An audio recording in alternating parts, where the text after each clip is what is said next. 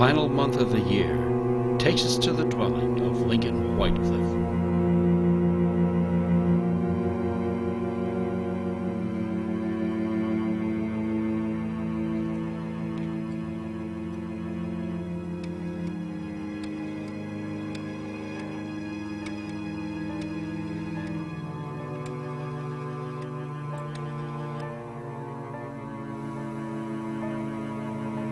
Henry?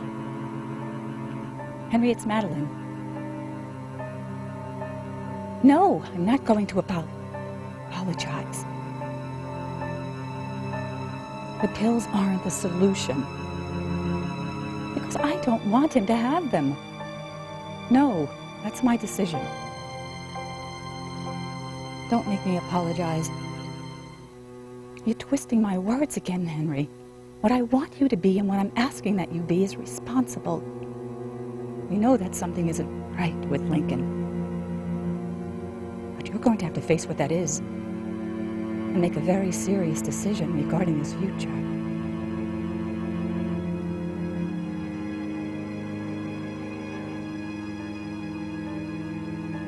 Madeleine Whitecliffe has summoned the help of one who must confront the cause of Lincoln's problem. A cause that will take him into a separate dwelling where the impossible resides. A place more accurately described as the realm of never.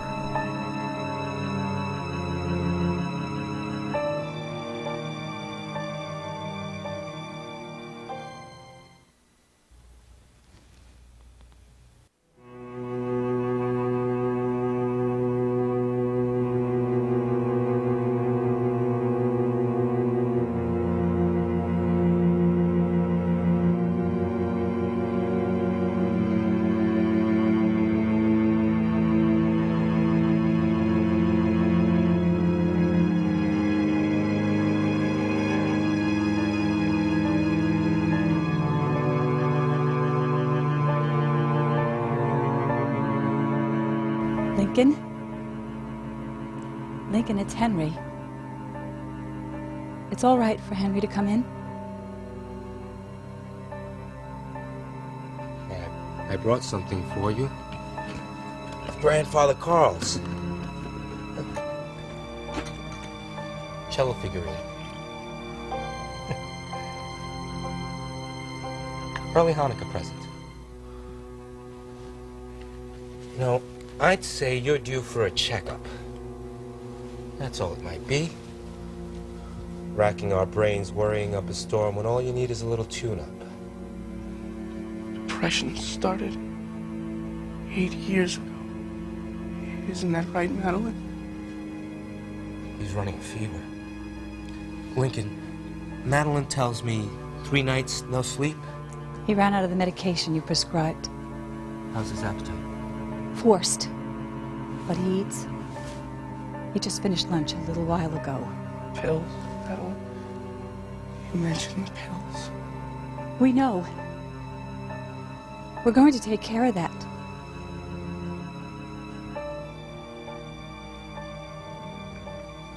It might be a better idea if you tried sleeping without them, Lincoln. Because they really aren't solving anything. They're only an escape. No. We want to get to the bottom of everything, Lincoln. And the pills are keeping us from pinpointing exactly what's happening. Lies are happening. Lincoln. That's what people lie. Lincoln. Everybody lies. Listen to me, Lincoln. When you don't take the pills, please tell us what happens. You just lie awake? Lying. You don't know what it's like. Wait a minute. What don't we know? You don't know. That's all. You had to medicate him. I gave him something to help him sleep and to help you get some rest. I didn't need that kind of complication. Insomnia was one of the first indications of change, right or wrong. It's an effect of the problem, not the cause. It's what I told you before. I know you told me before. Well, it still applies. Maybe it's time to stop invalidating what the textbooks didn't teach you. It's what my profession dictates. My apologies. Sounds more like arrogance to me. I am being responsible. Masking his condition with medication, that's a fine start. Too much fighting. Please don't fight. I have his chart. The last time, if you recall, I diagnosed Lincoln with non-specific spontaneous... Anxiety. Yes. I know. Well, when an 18-year-old is petrified of getting out of bed and leaving his room, I think we're dealing with something a tad bit more serious. I can't accept what you told me before. If I'm proven right, you won't have an explanation, will you? That's what frightens you. Very frightening.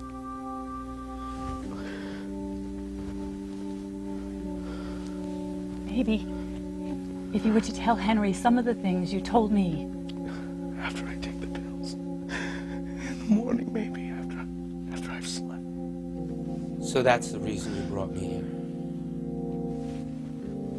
I can't close my eyes anymore. And you can't be afraid to open them.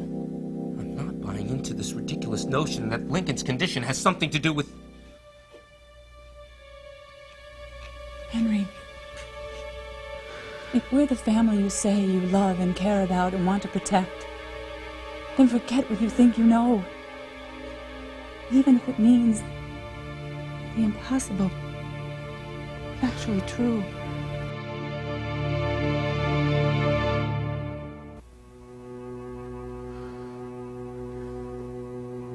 Henry, do you have any of those pills? A shot? Anything? I just need to escape and get away. Lincoln, I thought it was a matter of a sleepless night here and there.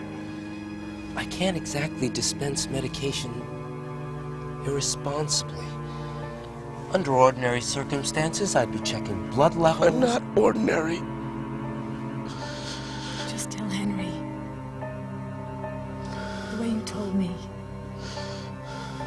Lincoln, the pills I gave you, they did what you wanted them to do. They helped you escape. Deep sleep. What did they help you escape from?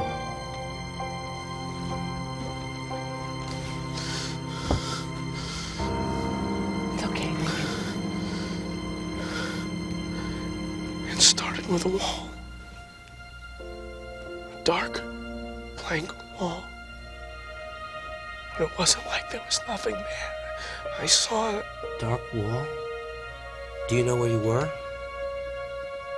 Something was on the other side. I could never get behind it. A small keyhole.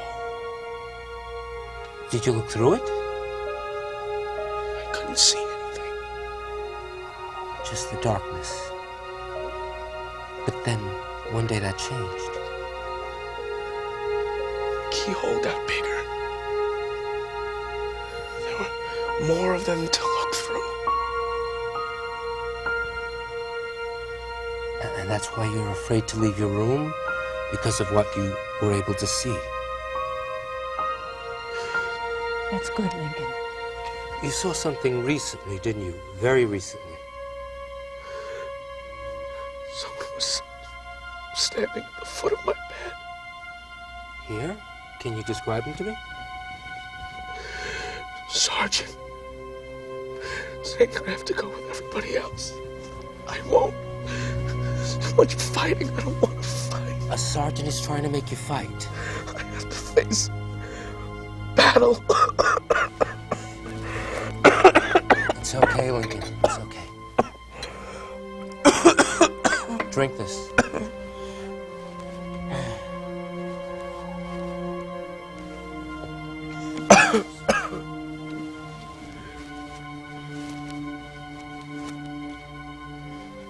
It's unlikely, but with the medication I prescribed, there's always a chance of side effects that for some may be hallucinogenic. I want to go. You can call me Yellow. Where don't you want to go? Dover. He's been reading a lot, listening to the radio, worried about everything that's going on overseas, afraid that somehow we're going to get involved. United States. You know what won President Roosevelt re-election? His promise to the American people that their sons would not have to fight in another war in Europe. That was his promise. A poll was taken. The people made it clear they don't want anything to do with another war. So you can relax. There's no reason to break that promise, Lincoln. Besides, Pop made you a marksman. On the bay every Sunday, shooting up at the ducks and the pheasants. You never missed. You could teach the Army Air Corps a thing or two. They'd be in good hands. They'll know my skills. I'll meet the criteria. They're gonna put me in the right place. Dover. Lincoln. The Whitecliffes of Dover. Bluebirds fly there. But they won't much longer. They'll be replaced. Replaced? Boeings will replace them. That's where I'm gonna be stuck. B-29. What does he mean, bomber? Bolted. Trapped. In the ball turret. It's a little space all my own. And I'll be trying to fire out. Lincoln. Because of the level of my skills. That's where I'm gonna be placed. B-17s, B-29s. I can see the wings. And I'll have no say. The decision will be made for me. These thoughts that are interfering with your sleep and your everyday affairs, Lincoln. It's the future.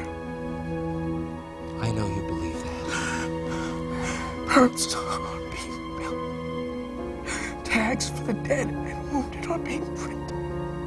Signs are pointing the way. I'm yellow. I'm so sorry. I'm yellow.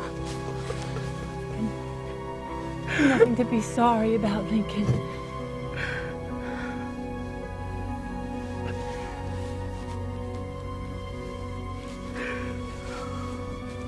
Fear of war is not that uncommon in society in boys Lincoln's age, what with the Great War not that far in the past. Henry, I didn't put much stock into what he said at first. But you can't deny that Lincoln has shown a certain talent. He sees things that are yet to be. As I started to keep track and as I remembered, everything he said, everything he's ever told us, it's all come to pass. With the onset of the Depression, Pop was beside himself about financial security. Even with the New Deal, he didn't know what he'd do if something so horrible were to happen. Lincoln said that President Roosevelt would design a program, a very specific social program that would see to it that there would never be a repetition. Pop laughed. Today it's Social Security. Lincoln has a very intelligent mind. It was a logical step politically Right. for... Then bring it closer to home. Grandfather Carl. You know how we've been writing back and forth, urging him to leave Prague? Well, he's not about to be intimidated out of his homeland. And I can't say that I blame him. The last correspondence was some information he sent about the Philharmonic. Then nothing. Not a word. Not a postcard or a telegram, nothing. That's not like him, Henry. Lincoln insists he had to move. Forced. He says it's a system that's supposed to be giving the Jewish citizens of Czechoslovakia protection against the treacheries of war. A city. They don't want our people to be deported. I can't believe you're actually buying into this... something as preposterous as... It's a disguise. Because the citizens are being lied to. Grandfather is with the artists, musicians.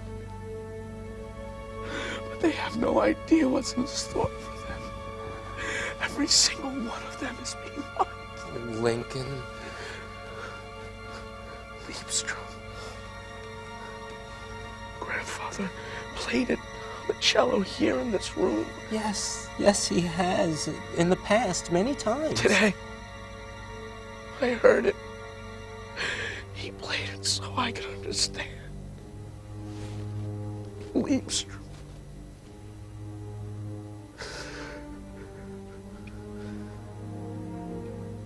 Lincoln, grandfather is not in a private city. Yes. Yes, I see the name. I know the name. Terezin. Terezinstein. That's the name. That's where he is. And there'll be no escape. No departure. God and Edmund will have to fight. It's coming closer. Henry, think of the areas the Nazis have taken over. Poland, Bulgaria, Yugoslavia this year alone. How do we really know the extent of what's happening? Don't know. None of us know. It's the system we have to put our faith in. Yes, the system that has the power to fail, just like it has the power to succeed. The situation is worse. Logic! There is no logic in what you're saying. The only logical thing about Lincoln hearing grandfather play Liebstrom is a hallucination Lincoln's had from the medication. I heard it! I'm not kidding, Henry.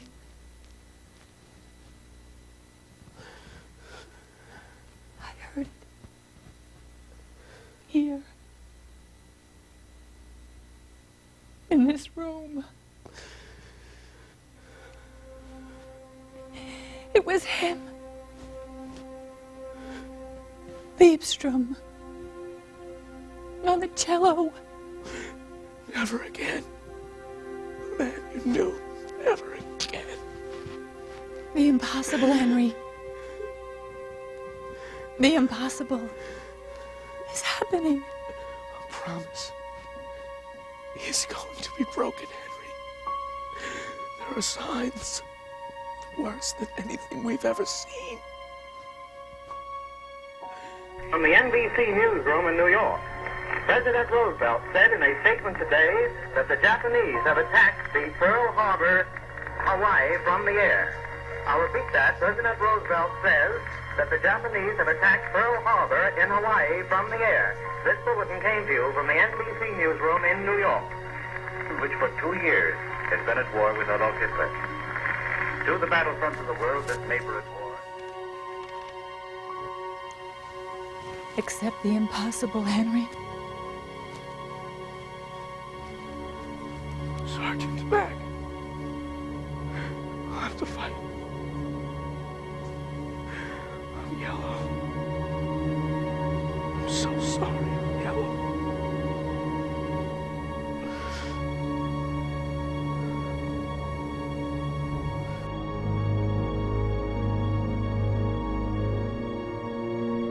Dr. Sargent, please report to Unit B. Dr. Sargent, Unit B.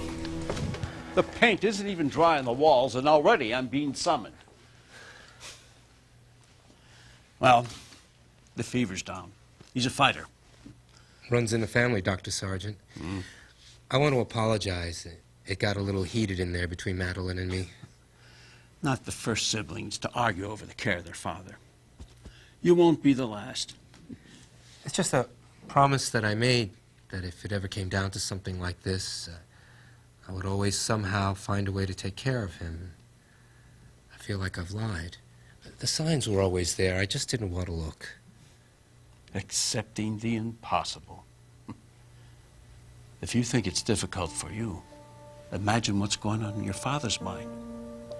And despite all his confusion, he still comprehends the meaning of long term. I used to have faith, Doctor. Faith in a system. A system that gives us our medical license and makes us feel we're on God's personal board of directors. Nothing the writ of the prescription pad or the trick of the knife can't solve. If only it were that easy. I won't dilute Henry. It stinks. It stinks to watch a fellow human being become a child right before your eyes, confused and helpless, and to replay the same fears and horrors that he knew long ago, combined with the reality of what's going on before them. Call it residual damage, dementia, call it anything you want. It's still the same dark pit. It's called being responsible. I've known your father 60 years. You can't tell me that he didn't have an exceptional talent. He knew there was going to be a Second World War long before those B-29s and B-17s flew over the Whitecliffes of Dover, or the first mountain ranges over which the jets would pass. He told me he saw these things through keyholes. Keyholes that showed him a lot more than what a man ought to see. But most importantly, that there's no such thing as a happy ending. It's just a nice little myth that we've all bought into. We have all bought into it, haven't we? Wonderful career. 2 fine children named after his beloved siblings. But his downfall was knowing what lay ahead and spending too much time waiting for the sky to crumble and not savoring the golden time in between. And that's a problem with people of all ages, Henry. And before they know what the hell happened, they end up here. There's nothing more you can do for your father, Henry, except savor your golden time. Each new day that God gives you, and you wake up and you find that you can move both your arms and both your legs and do whatever it is you want to do. That's what you can do for your father. So, let your vision clear a little bit. You're the healthcare proxy. The decision is yours. But in any event, I'm going to give my fellow veterans the optimum in care and dignity, love and compassion. And even if our book doesn't have a happy ending, the final chapters are going to be some of the best damn writing that you'll ever see. Give Pop my love. Oh, and Henry, in case you need me, you know where to find me.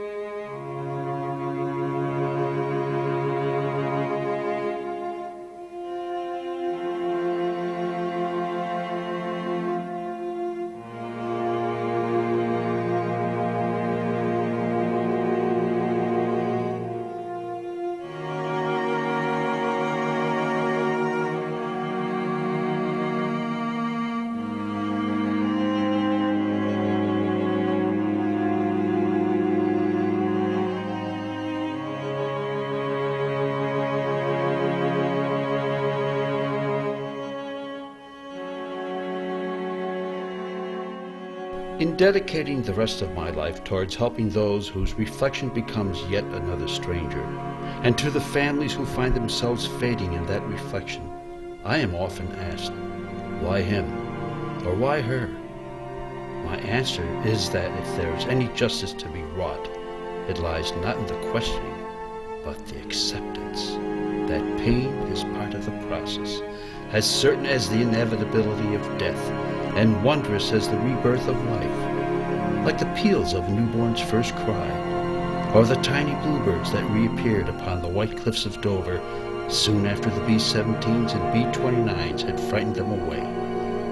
That is my answer, as it was in the beginning, is now, and never shall be. The White Cliffs of Dover revisited in the realm of never.